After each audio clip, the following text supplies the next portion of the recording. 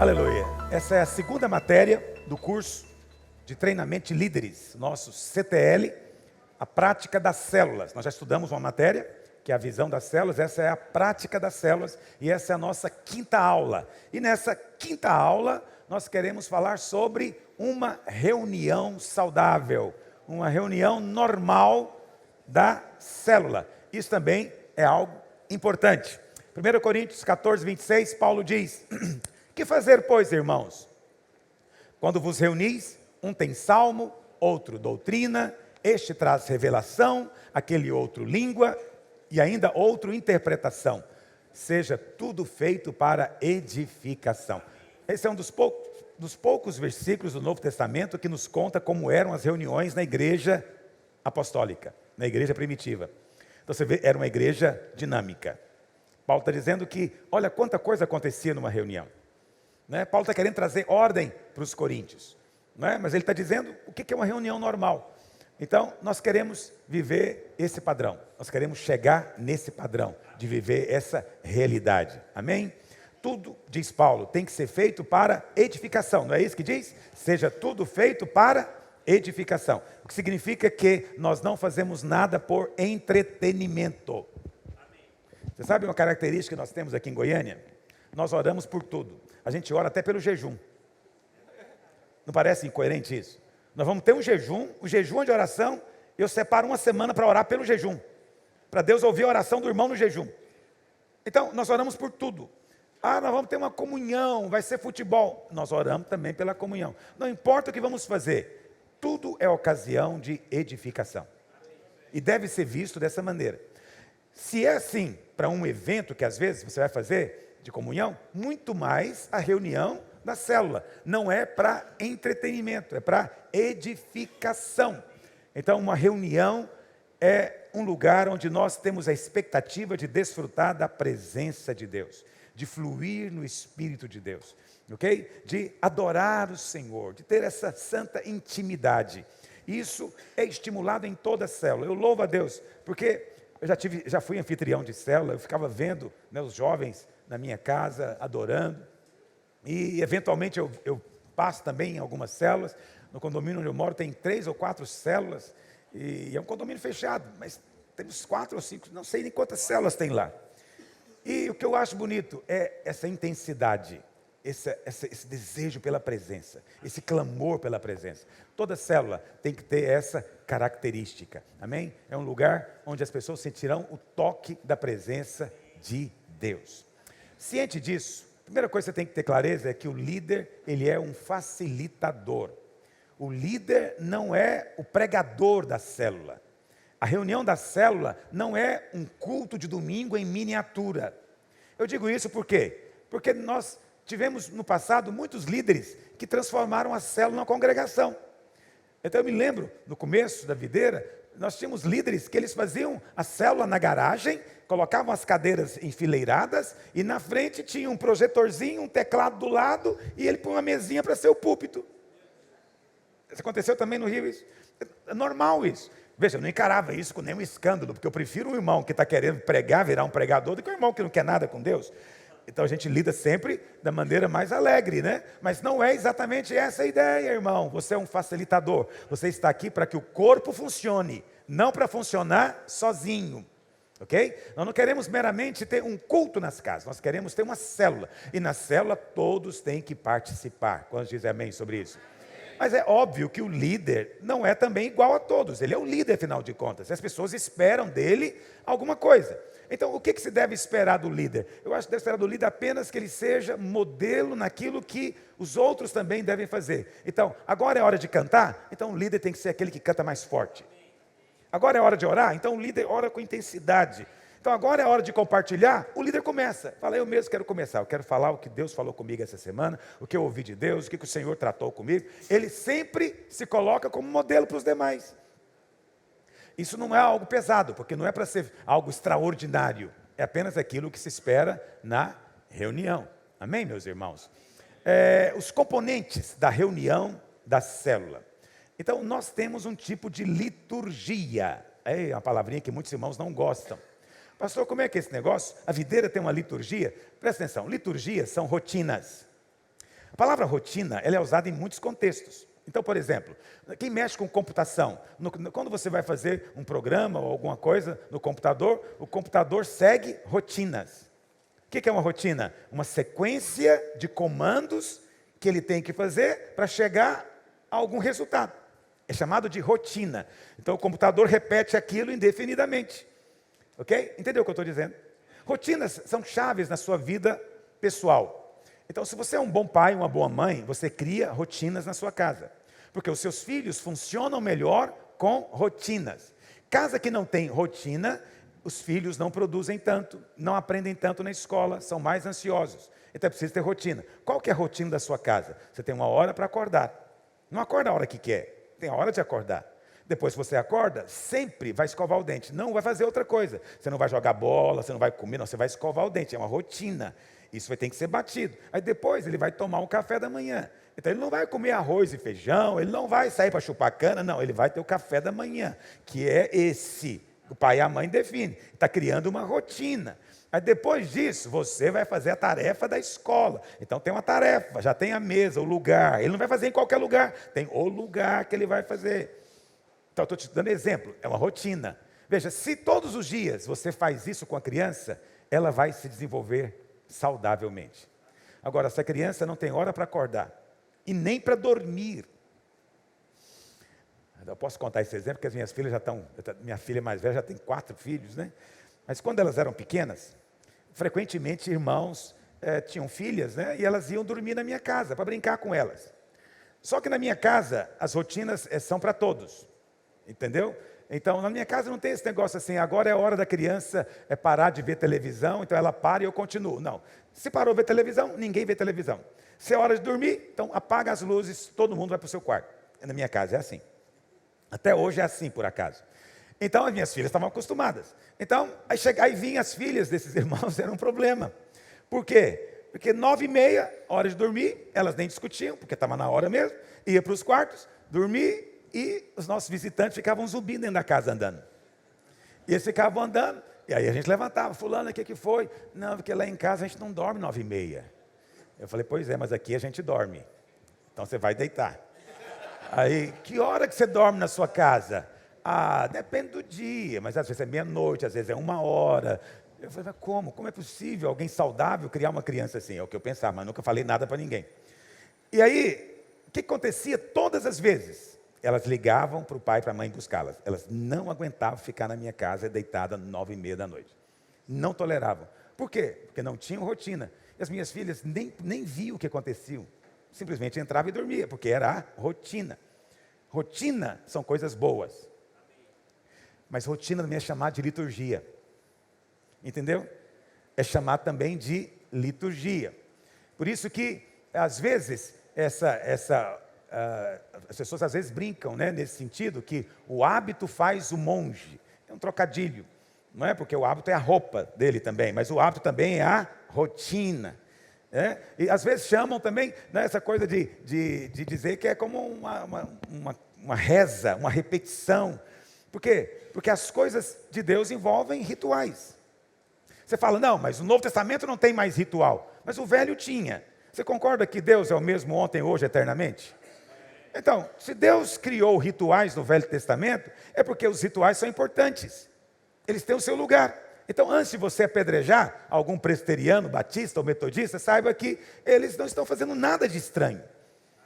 Entendeu? Às vezes, a nossa ideia de igreja muito espontânea é a mesma casa que não tem regras e nem rotina para os filhos. Mesma coisa. Então, é preciso ter. É preciso definir. Então, nós temos aqui em Goiânia, nós temos a nossa liturgia da célula. Pastor, por que você criou uma liturgia para a célula? Porque se você não tiver algo para direcionar os irmãos, presta atenção, eles vão estar sozinhos lá. Não vai ter um pastor lá para conduzi-los. A célula é só eles. Agora imagina, nós somos em Goiânia 2.500, mas somando no Brasil inteiro, eu nem sei quantas são, mas deve ser o quê? Umas 10.000? Agora imagina, 10.000 células, eles têm que ter alguma referência de como proceder, de como fazer. Então nós damos o mínimo para eles. Isso não é uma camisa de força. Se ele, porventura, não seguir a rotina, não quer dizer que ele fez algo grave. Mas ele tem mais ou menos o que fazer. No Velho Testamento, o sacerdote que não seguia a liturgia, morria. Era morto. Ele não tinha direito de mudar uma vírgula. Ah, mas não tem no Novo Testamento. Leia Apocalipse. Se você ler Apocalipse, você vai ver que tem alguma liturgia no céu. Tem liturgia. Eu não vou te provar isso agora, né? Porque ninguém está me resistindo. Mas se você chega em Apocalipse 5, você vai ver Jesus entrando, o Cordeiro entrando. Mas antes dele entrar, tem todo um cenário estabelecido. Deus Pai está no trono, diante dele 7 tochas, são 7 Espíritos de Deus, um mar de vidro, 4 seres viventes posicionados e 24 anciãos ao derredor. Nada de bagunça. Nada de bagunça. Você não vai ver os anjos misturados. Aí daqui a pouco os anjos entram em cena. E são 200 milhões de anjos. E eles estão ao derredor. Ok? E aí o Cordeiro entra. Quando o Cordeiro entra, um ancião levanta a voz. E faz a anunciação dele. Né? Digno é o Cordeiro. E daqui a pouco os anjos se levantam e cantam. Digno és de tomar o livro e de abrir os selos. Né? E depois toda a criação canta.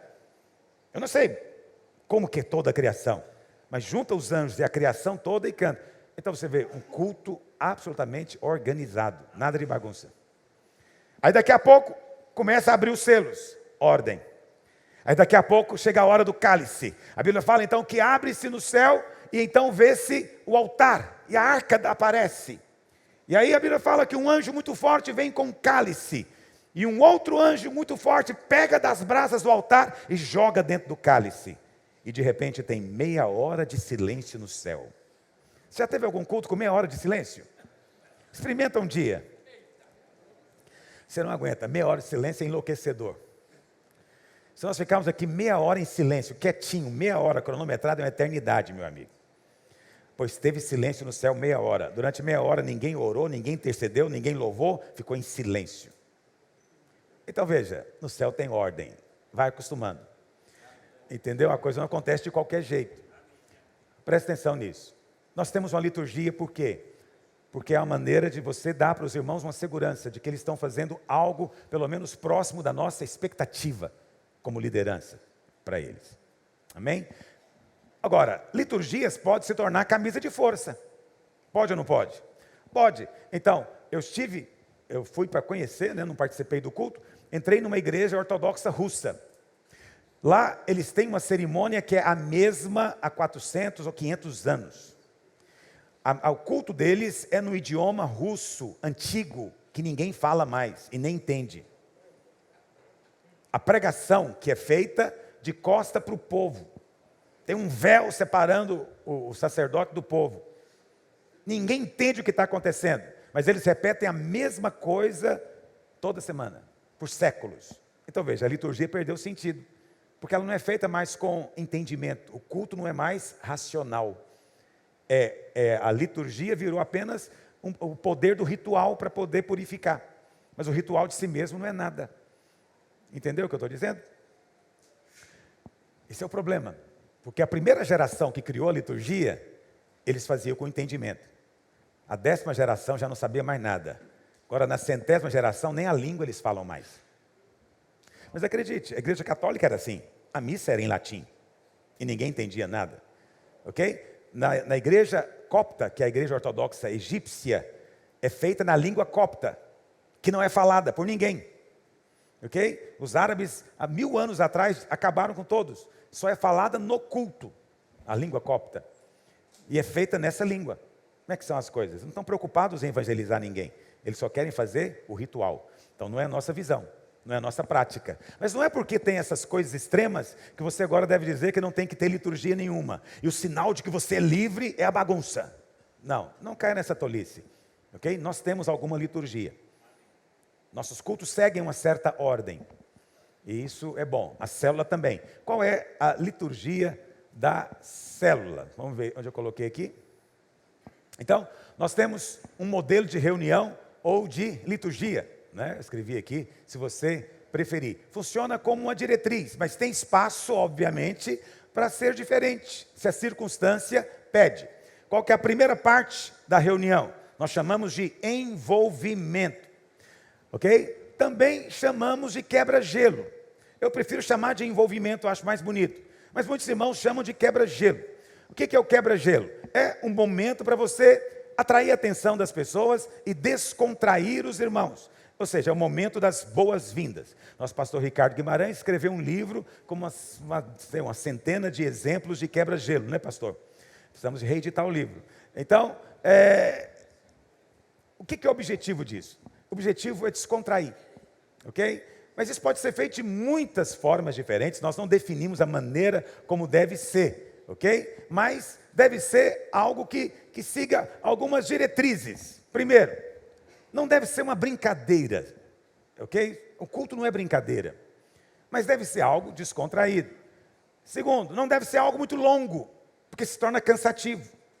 O melhor quebra-gelo é um testemunho breve, ok? Mas se você tiver também uma história engraçada que aconteceu durante a semana, está de bom tamanho.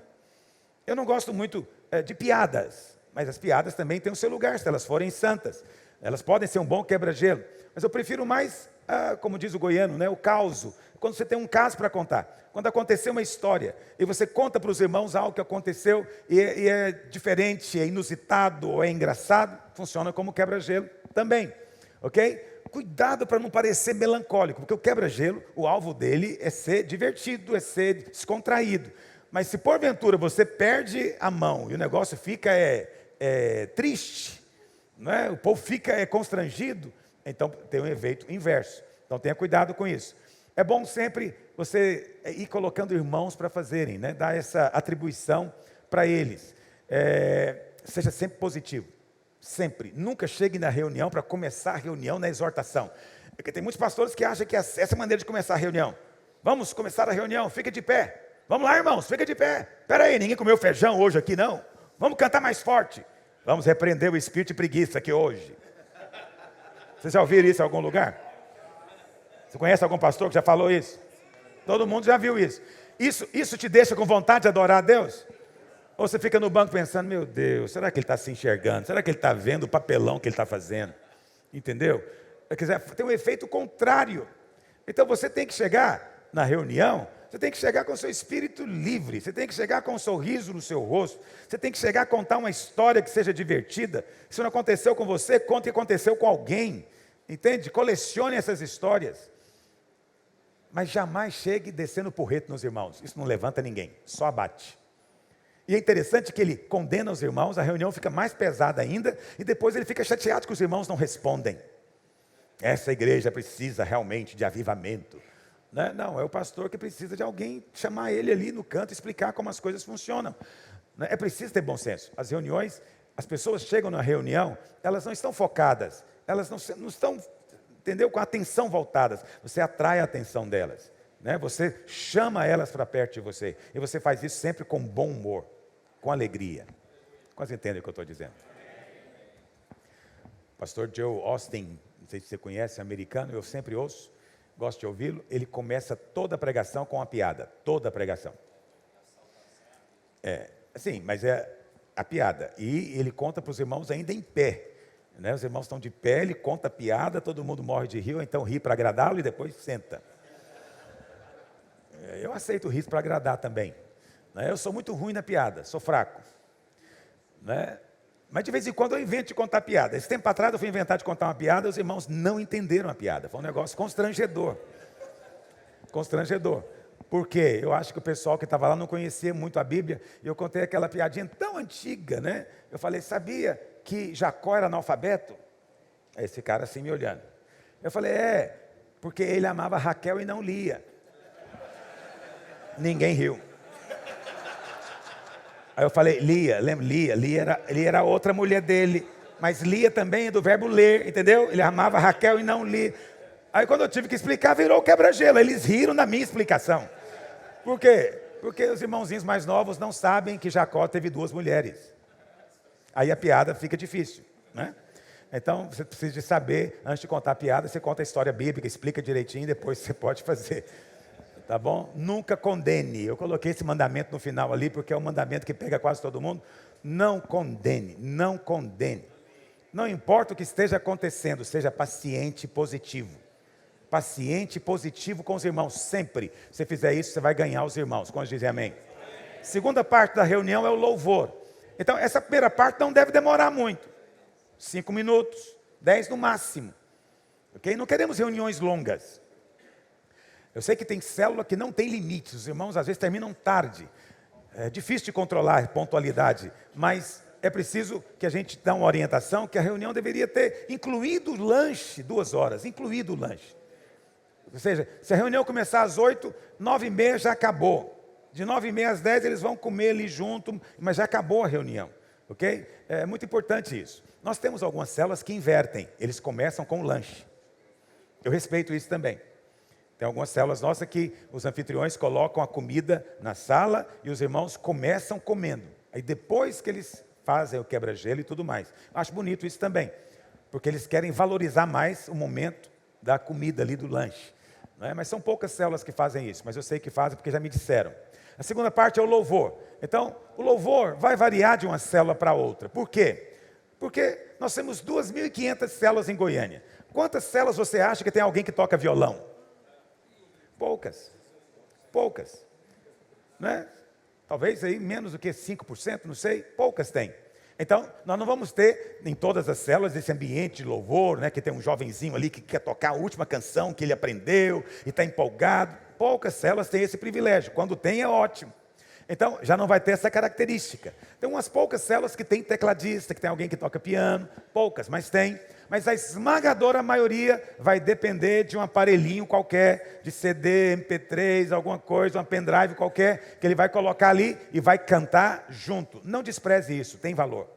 Ok? Só não faça de qualquer maneira. Planeje a sequência das músicas. Planeje. E você vai ver que vai também fluir muito, né? Muitas igrejas nossas, quando começaram, fizeram assim, na própria igreja, no próprio culto. Então isso pode ser feito sem nenhum problema. Mas é preciso ensinar para os irmãos. Nosso louvor não é meramente cantar corinhos, cantar músicas. Tem que ter um espírito ali, um espírito de intensidade, de realmente cantar para o Senhor, tá bom? A ideia não é usar o louvor para animar o povo, nem usar o louvor apenas porque tem que fazer, porque o pastor mandou. Não, é porque o louvor de fato libera o nosso espírito. O louvor de fato libera o Espírito de Deus. E naquelas células que os irmãos são mais pentecostais, é durante o louvor que mais fluem os dons. Cânticos espirituais, línguas, interpretação. Normalmente é no tempo de louvor que isso vai acontecer. Ok? Então é preciso que seja valorizado. Coloquei aqui alguns pontos para lembrar você. Lembra sempre isso. O centro do louvor é o Senhor, não são os irmãos. Então tudo tem que ser feito com esse entendimento, para adoração. Segundo, louvor não é para animar.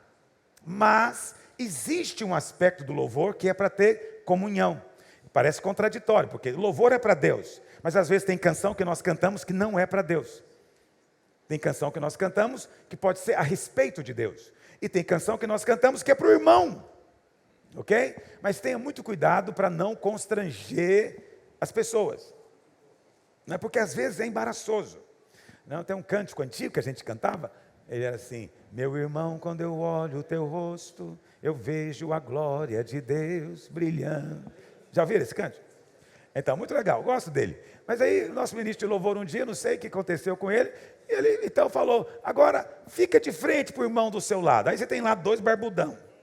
Fica já um de frente para o outro. Aí fala: pega na mão dele. Aí os 2 pegam na mão. Agora vamos cantar. Meu irmão, quando eu olho... Acabou, quer dizer, o cara com a barba, olhando para o outro com a barba, balançando a mãozinha, falou: não, nós não estamos no terceiro céu não, amigo. Né? Fica esquisito. Não combina. As irmãs não ligam, mas tem irmão que liga. Ele não quer cantar balançando mãozinha de ninguém. Concorda com o que eu estou dizendo? Então precisa ter bom senso, ok? Ensine os irmãos. E numa célula isso pode ser particularmente embaraçoso. Pode ser pouca gente, não é verdade? Tinha um outro ministro de louvor nosso que gostava de mandar beijinho para Jesus. Aí ele dizia: manda beijinho agora, todo mundo, para assistir, para o Senhor. Muito legal, mas preste atenção. É a velha história do cara barbudão, 2 metros de altura. Né, irmão? Você vai ficar mandando beijinho para Jesus? Não combina, não combina. Ele quer outra coisa. Ele quer outra coisa. Oh, Deus. Então, às vezes o louvor pode ser embaraçoso para o visitante. Essa coisa de cantar olhando nos olhos, não é fácil. Não, eu não gosto muito não. Eu prefiro olhar nos olhos do Senhor. Então, é por isso que tem irmão que é assim, na hora que ele fala, cante com o vizinho, ele vai para o terceiro céu na hora. Fecha o olho e fala, não é comigo. Então, hoje em Goiânia, eu procuro explicar para os irmãos isso. A gente tem que ter essa sensatez. Amém? Procure motivar os irmãos sempre com o texto da palavra de Deus. Confessar a palavra antes de louvar tem um poder muito grande. A palavra libera o espírito para poder louvar. Escolha músicas fáceis. Nós vivemos uma época de gente muito sofisticada, que canta umas músicas que tem uma melodia muito cheia de altos e baixos, né? Mas o bom mesmo eram aquelas canções antigas que tinha ali 4 linhas no máximo, e eram fáceis de cantar e aprendia-se rápido. Mas hoje em dia parece que não pode cantar essas canções mais, né? Não pode. Eu estava na hora do almoço, eu fui ouvindo músicas antigas no meu carro, e tinha uma música tão antiga que eu fiquei ouvindo, eu fiquei lembrando de 2000 anos atrás. Ela era assim: meu coração transborda de amor, porque o meu Deus... Aí depois tinha uma parte que era só aleluia. Por isso, aleluia, aleluia. Aí você pega isso, mostra para os músicos. Hoje ele fala muito elementar, negócio muito básico. Eles não querem. Aí o nosso louvor ficou cheio de músicas muito difíceis. O pessoal mais velho não demora para aprender, e eles às vezes cantam no louvor 2 vezes, depois já também cansa daquela música, não é? Mas na sua célula você pode cantar músicas fáceis. Priorize as fáceis. É melhor para todo mundo. E acredite, elas têm um poder oculto, que essa geração não sabe, não entende, né? Ok. Sempre espere que no louvor o Espírito possa se mover. Então dê espaço, amém? Para que, se porventura os dons se manifestarem, eles tenham esse tempo na hora do louvor. A terceira parte da reunião da célula é a palavra. Nós chamamos de palavra, mas como eu disse para você, no nosso caso aqui em Goiânia, ela vem toda semana na revista. Nós temos uma revista que tem a palavra da semana.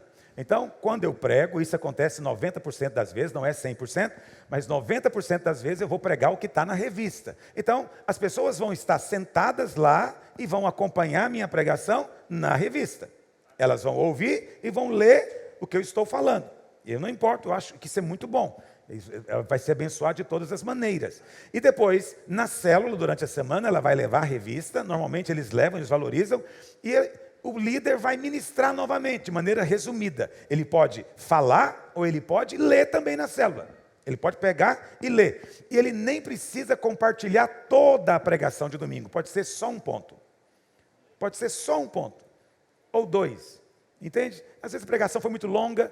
Domingo passado eu preguei uma pregação com 7 pontos. Não é o meu costume, mas 7 pontos. É muita coisa para uma célula. Então ele não tem que falar todos. Ele pode se limitar a 1 ou 2. Ok? E pode ler também. Isso é importante ser dito. O líder é responsável por isso, mas obviamente ele pode designar alguém para fazer. O alvo da ministração é sempre a prática, nunca debate teológico, nunca discussão teológica. Não deveria demorar mais do que 15, 20 minutos. Tem que ser breve. Na célula as coisas têm que ser breve. Amém, meus irmãos? Então, o que acontece? O próximo tópico é o compartilhamento. Mas eu coloquei aqui que em muitas reuniões, o líder, quando ele vai ficando mais velho, ele é experiente, ele faz as 2 coisas ao mesmo tempo. Ele fala e ele, ao mesmo tempo, estimula os outros a falar com ele. Ele vai compartilhando e os outros também vão falando junto com ele. Essa é a melhor maneira, é o que eu mais gosto de fazer sempre, quando eu tenho ocasião de estar com um grupo, é isso. Eu vou falando, eu vou estimulando que eles falem comigo também. Ok? Mas é óbvio que isso é um líder mais velho, mais experiente, ele sabe já lidar, ele já lidera há muito tempo. Os líderes mais novos não, eles vão falar e não querem ser interrompido, aí depois eles vão dar ocasião para a 4ª parte da nossa reunião, que é o compartilhamento. Então, a palavra e o compartilhamento são muito importantes. Tudo é importante, ok?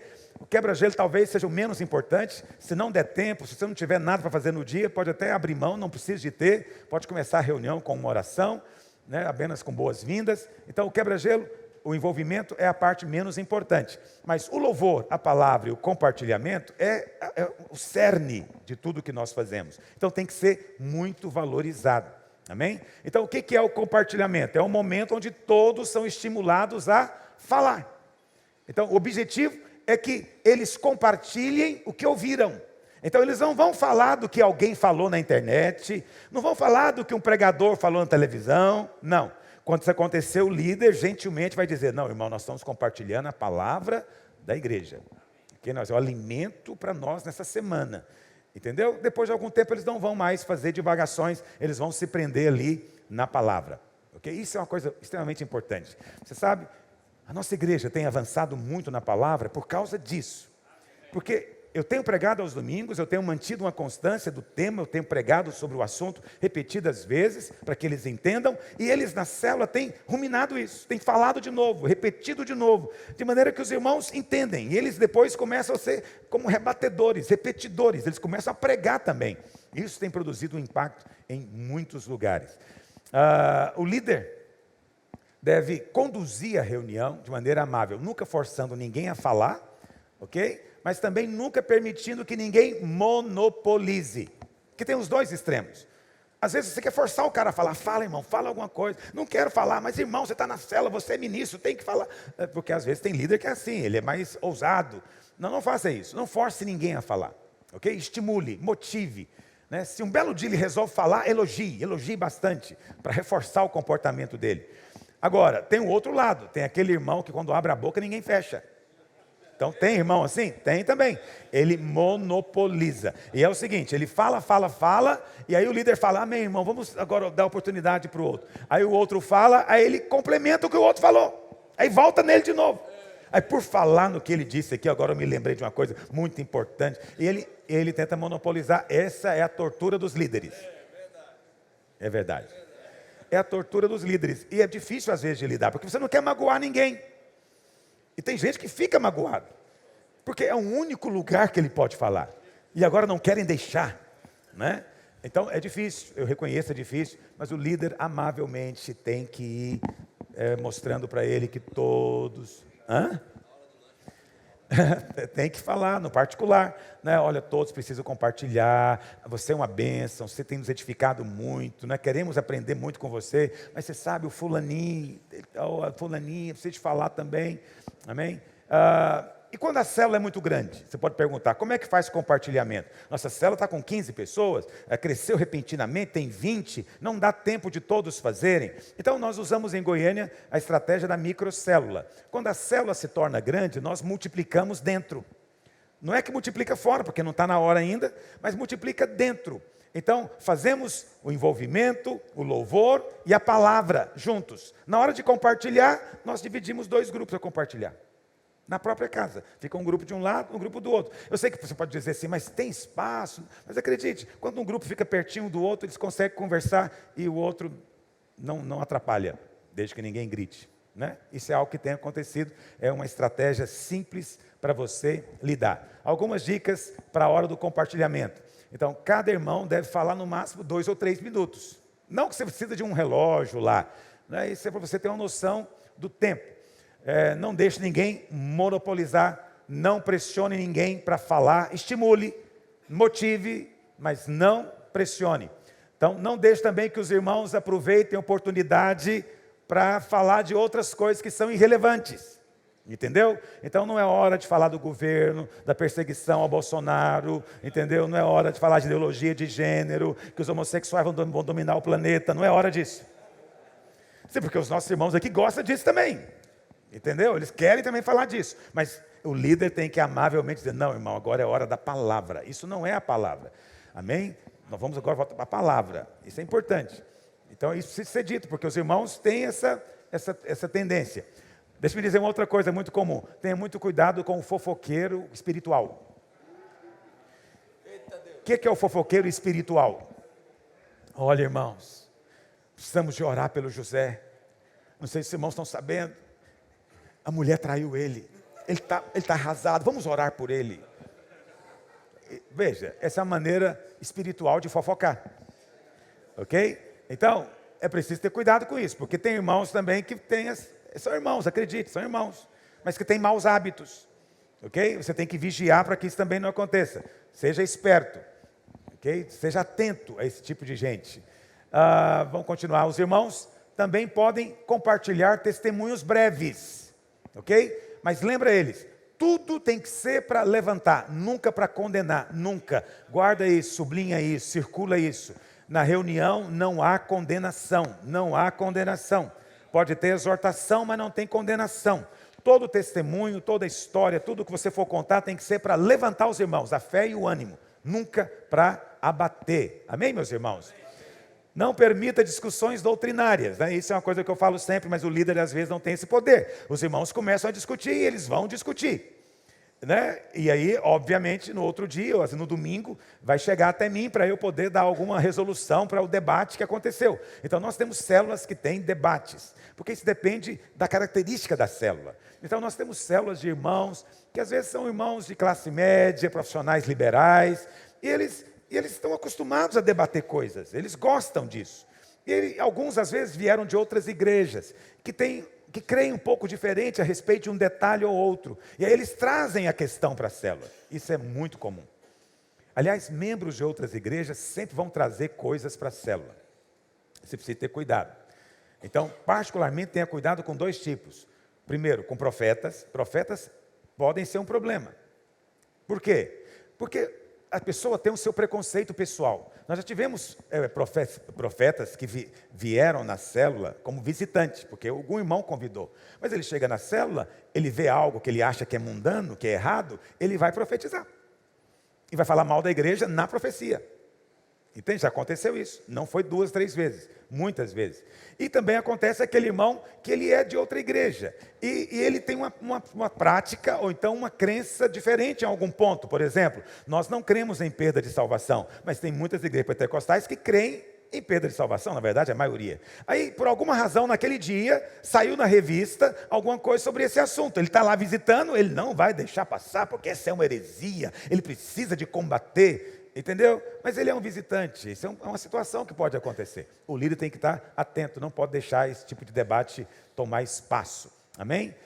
Se alguém fizer uma pergunta, o líder não deve se sentir na obrigação de responder. O líder não tem que saber responder coisa nenhuma. Ele vai levar para quem possa responder, no caso o pastor. Então, a regra geral para o líder é: esteja alegre, bem-humorado, sempre. Não importa o que aconteça, mantenha o bom humor. Lembra sempre disso, bom humor. Por que você está batendo nisso, pastor? Porque minha vida inteira foi minha grande luta. Meu humor ia embora muito rápido. Sério, meu humor ia embora muito rápido. E isso sempre para mim era um conflito, uma angústia muito grande. Foi motivo de oração, de choro na presença de Deus. Mas o Espírito Santo me ensinou de tal maneira. E hoje eu louvo a Deus por ter 54 anos de idade. Porque nessa idade parece que o humor chega. Entendeu? As coisas perdem grande parte do tamanho, né? A maturidade traz isso. E hoje eu insisto sempre, porque eu acho que eu perdi muito se permitindo ficar nervoso antes da hora. Tem uma hora de ficar nervoso, mas acredite, é bem menos horas do que você imagina. A maior parte do tempo, mantenha o seu humor. Ok. Os mais antigos estão aqui me olhando. E nós temos também o lanche. O lanche é uma obrigatoriedade. Tem que ter lanche na célula. Ok? Tem que ter comida. Precisa ter comida. Então, normalmente é no final da reunião. Então, esse é um momento muito importante, porque é nesse momento que o anfitrião pesa muito, a hospitalidade dele. Não é? Então, a comida é muito importante. Agora, tenha cuidado para quê? Para não virar competição, porque é muito comum virar competição. A minha mãe, ela deliberadamente fazia competição na célula dela. Era assim, eu falava, não pode. Ela falava, mas é assim que a gente come melhor, ela dizia. Então, quando alguém levava um lanche ruim, ela dizia, semana passada ganhou. Dizia, quem é semana que vem?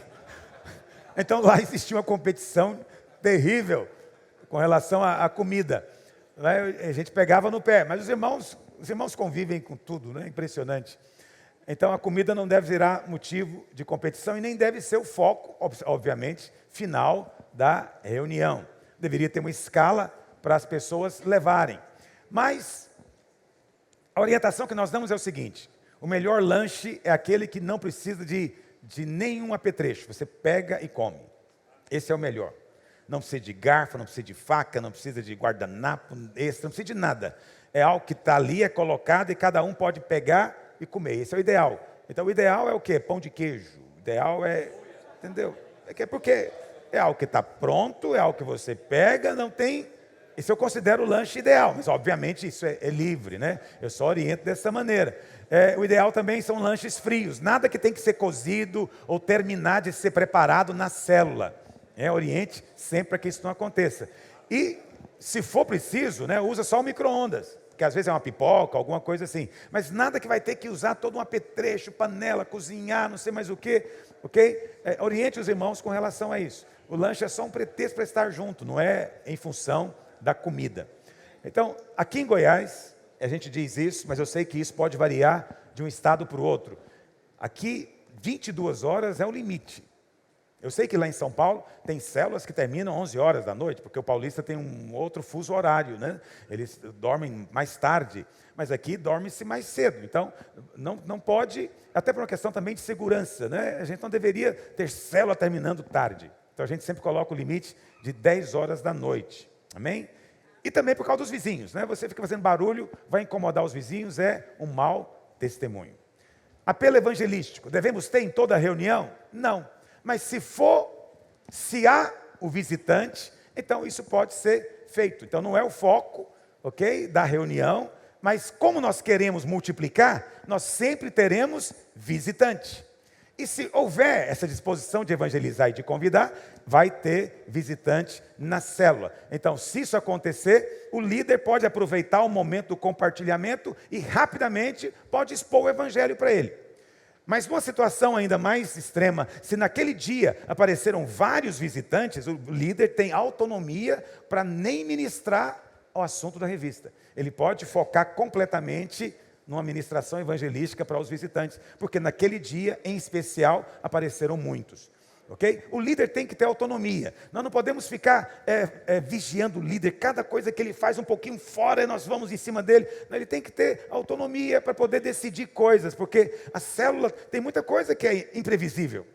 Então ele precisa de ter essa liberdade para agir, obviamente depois para comunicar o seu discipulador e assim por diante. Amém? A melhor maneira de evangelizar não é pregando uma mensagem bíblica. A melhor maneira de evangelizar é você pregando um testemunho, dando testemunho. Então, se você é um bom líder, você deve, com o tempo, perceber os irmãos na célula que têm um testemunho mais impactante, mais interessante. E você deve ajudá-lo a preparar esse testemunho, para que todas as vezes que houver necessidade, ele vira o seu, entendeu? O seu coringa ali. Fala, irmão, hoje eu preciso do seu testemunho. Então ele vai acostumando com isso. Entende? Porque esses irmãos que têm esses testemunhos mais marcantes, eles também esperam por isso. Eles gostam e querem isso. Não é? Então essa é a melhor maneira para você lidar quando tiver muito visitante. Mas o que deveria incluir um bom testemunho? Primeiro, fale como é que era a sua vida antes de conhecer a Jesus. Segundo, mostre como é que você percebeu a necessidade de ter um encontro com Deus. Então, mostra como é que você vivia, como é que você caiu em si, percebeu que precisava de Deus. Terceiro, conte como é que você encontrou o Senhor, como é que você recebeu o Senhor na sua vida. Depois, mostre agora como que a sua vida se tornou depois desse encontro. Assim que você der o seu testemunho, você pode então diretamente fazer o desafio para quem está perto de você. Você não gostaria de ter a mesma experiência que eu tive? Isso é algo que pode ser ensinado, não é algo complicado, nós vamos aprender a fazer isso quando formos estudar essa matéria aqui no CTL, mas na célula é muito importante ter esse irmão que tem esse testemunho, ok? Essa é uma situação que vai acontecer frequentemente. Algumas dicas práticas. Compartilhe sempre o evangelho de maneira ousada, né? Nada de timidez, nem constrangimento, pedindo desculpa. Não tenha receio de fazer apelo. Você é líder, não tenha receio, faça apelo, mas seja sempre gentil, agradável, faça sempre com um sorriso. Nunca com a cara amarrada, ok? Então, procure sempre falar olhando nos olhos da pessoa. Então, também você está numa célula, você não fica olhando para o chão, nem olhando para cima, olha para as pessoas que estão ali, amém? E nunca discuta. Se o visitante quiser discutir, você deixa ele falar, mas você mesmo não discuta. Amém, irmãos? Dons espirituais. Na célula deve acontecer? Então, veja, eu falei como deve ser uma reunião normal, ok? Mas os dons, nós não vamos forçá-los a acontecer, mas nós vamos sempre esperar que aconteça. Então, a minha orientação tem sido essa, nos de uns anos para cá, que o líder pergunte sempre: alguém sentiu algo? Alguém sentiu uma palavra? Alguém percebeu algo no seu espírito, gostaria de falar? No primeiro momento pode ser que as pessoas fiquem constrangidas, fiquem sem saber se é de Deus, se não é, o que ela sentiu. Na medida que elas vão ganhando coragem, elas vão contando o que elas sentem, elas vão percebendo o que tem a ver, que realmente era Deus movendo através dela, elas vão ganhando mais ousadia e as reuniões vão fluindo mais. Okay? Simplesmente pergunte, você não tem que sentir constrangido com isso. Eu perguntei se alguém sentiu, ninguém sentiu nada. Não, nada disso. Apenas demonstre que ele tem liberdade para isso, que o Espírito pode agir através dele também ali. Não existe um momento exato para isso, mas eu considero o tempo do louvor muito apropriado para a maioria dos dons. Mas há certos dons que fluem melhor em certos momentos. Então, por exemplo, na hora do compartilhamento, alguém, na hora de compartilhar, fala: pois é, eu ouvi a palavra, fui tão abençoado, mas eu não entendi esse ponto. Esse é o momento da palavra de sabedoria se manifestar. Então o Espírito pode usar um outro irmão ali para dar uma palavra de sabedoria. Então o irmão pode ser tomado pelo Espírito e contar uma pequena ilustração. Você conhece aquelas ilustrações que de repente esclarecem tudo? Na hora que conta a ilustração, a pessoa fala: nossa, é mesmo, né? Ficou claríssimo agora. Isso é o Espírito, isso é o dom, abençoando naquela reunião. Então é óbvio que nesse momento, esse é o dom mais apropriado. Você vai orar, vamos supor, no final da reunião, vamos orar pelos irmãos. É um momento também que alguém que tem discernimento de espírito pode fluir melhor, porque a gente vai orar por alguém. E ele então pode dizer: olha, eu estou sentindo de orar por você, mas tem esse espírito atuando, e deveríamos repreender isso, isso e isso. Então, é um momento apropriado. Já tem outros dons que é na hora do louvor. Então, por exemplo, cânticos espirituais. Tem alguns irmãos que cantam em línguas e fluem em línguas. Eu não sei se, hoje é menos na nossa igreja, por culpa minha, né, porque eu brinco demais. E eu sempre fico brincando, na hora que eu vou brincar, eu sempre fico brincando com essas irmãs. Porque quando elas começam a cantar, elas parecem um trinado, né? E aí quando eu brinco demais com isso, acabei que agora elas ficaram um pouco intimidadas. Eu parei com isso, não vou falar mais. Mas que é engraçado, E esse é o momento. Qual o momento melhor para isso? Não é na palavra. Na hora que eu estou no meio da palavra, alguém começa... Não funciona. Mas na hora do louvor, parece bem apropriado. Nós estamos cantando no momento que o louvor está mais intenso, a irmã é tomada pelo Espírito, é um momento apropriado daquele dom fluir. Então, os dons, eles vão fluir melhor, dependendo da sua característica, no momento mais apropriado da reunião. Esteja aberto para eles. Ok? Lide com naturalidade, com o sobrenatural. Eu sei que parece contraditório isso, mas o sobrenatural não tem que ser extraordinário. Ele pode fluir de maneira muito espontânea nas nossas reuniões. Quantos dizem amém sobre isso? Algumas dicas para esses momentos de enchimento, porque vai ter esses momentos também na célula. Pode ser que naquele dia em especial o louvor fluiu tanto que você quer investir mais tempo ali impondo mãos, né? Os irmãos querem receber mais. Isso pode vir a acontecer. Aliás, é de se esperar que aconteça em igrejas como a nossa. Então, é sempre apropriado começar a ministração com um tempo de louvor. Se naquele dia vocês vão orar especificamente por isso. Quando você for orar, ore primeiro com os mais sensíveis, com aqueles que estão demonstrando que recebem mais. Nunca comece com o mais frio. Entendeu o que eu estou dizendo? Então você está aqui orando. Esse irmão ali está chorando, está fluindo. Ore com ele. O outro aqui está olhando para o teto, deixa ele por último. Entendeu o que eu estou dizendo? É questão de bom senso. Você vai começar pelo que está mais frio? Comece com o que está mais quente. Porque o mais quente vai contagiar outros. Porque ele recebe. Estão entendendo o que eu estou dizendo? Praticidade. Se você não percebe nenhuma manifestação exterior em ninguém, você pode perguntar: o que está sentindo aqui o toque do Espírito mesmo? Chama ele à frente. Porque às vezes não tem ninguém expressando nada. Não há nenhuma expressão exterior. Amém? Então reafirme para os irmãos também que não tem nada de errado com aqueles que não estão manifestando nada exteriormente. Porque a pessoa pode sentir também condenação por causa disso. E isso bloquear a ação do Espírito. Então mantenha também o ambiente sempre agradável. Você não vai fazer ninguém receber com exortações longas, né? E ficar ali muito tempo exortando, isso acaba trazendo peso, evita isso. Então nós cremos em falar em línguas como sinal do batismo no Espírito Santo. Então quando você for orar por alguém, espere que ele fale em línguas. Quem tem essa expectativa, porque é assim que nós cremos. Mas para nós cair não significa nada além de cair. Ah, você foi orar, ele caiu, ignore.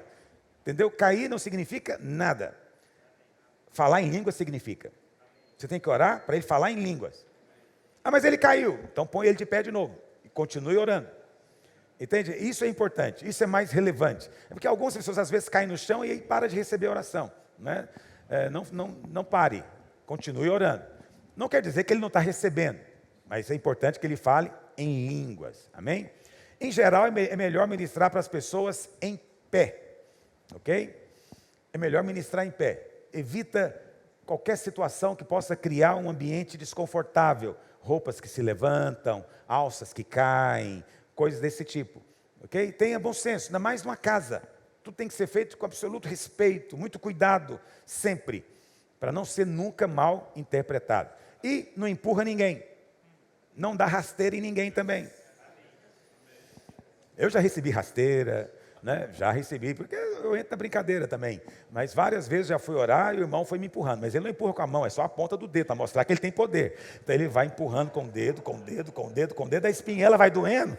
Eu falo, eu caio, eu emborco agora, não tem saída. Aí você fala, mas isso eu não encaro isso como nenhum problema, isso é coisa de crente gosta disso, nós estamos em casa, e em casa estamos em paz. Quantos entendem o que eu estou dizendo?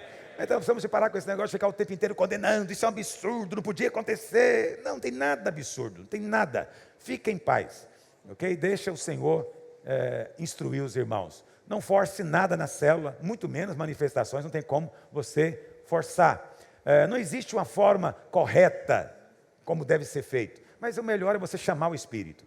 Chama o Espírito, invoca o Espírito, esse é ensinamento bíblico. Chame por ele, invoque.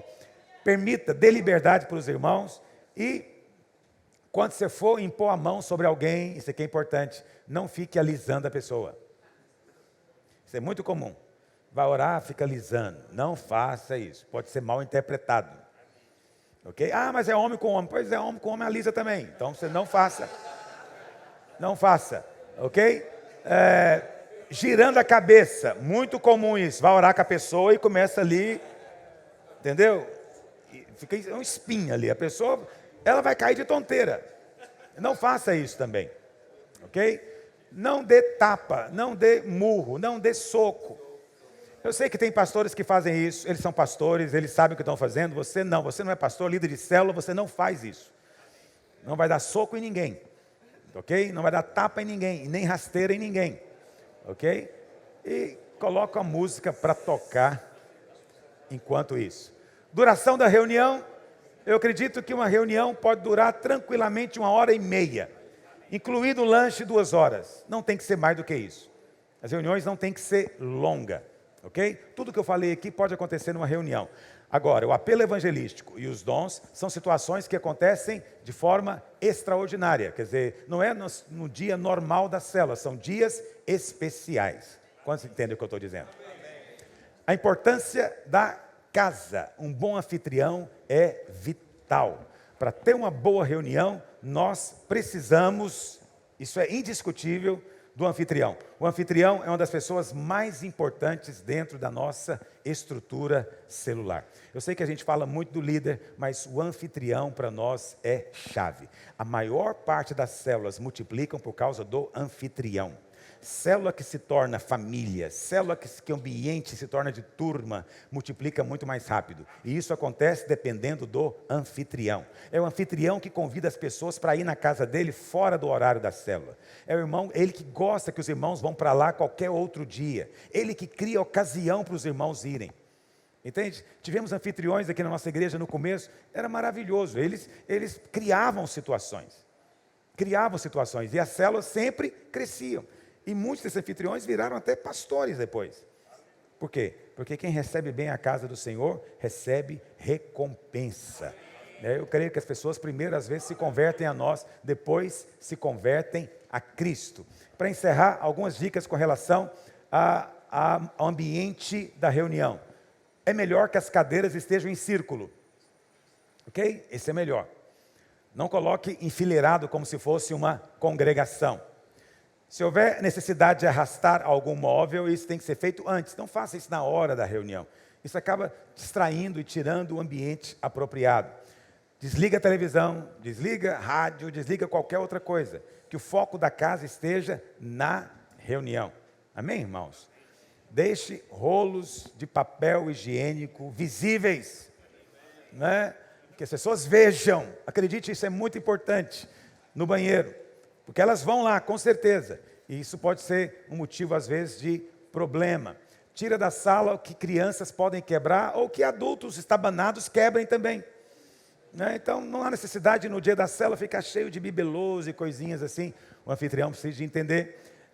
Não se esqueça de checar se tem luz, porque uma das coisas que atrapalha a reunião é penumbra. Se tiver que fazer reunião em penumbra, o ambiente da célula cai. Os irmãos ficam sonolentos. Então, você líder, anfitrião, checa isso. No dia da célula, tem que ter lâmpada funcionando, ela não pode estar queimada. Quando dizem amém? Então, receba os irmãos na porta. Você é um anfitrião, esteja recebendo. Demonstre energia viva, positiva, alegre. Os irmãos estão chegando na minha casa e eu estou alegre. Amém? E sempre receba os irmãos de uma maneira apresentável, com a roupa apresentável.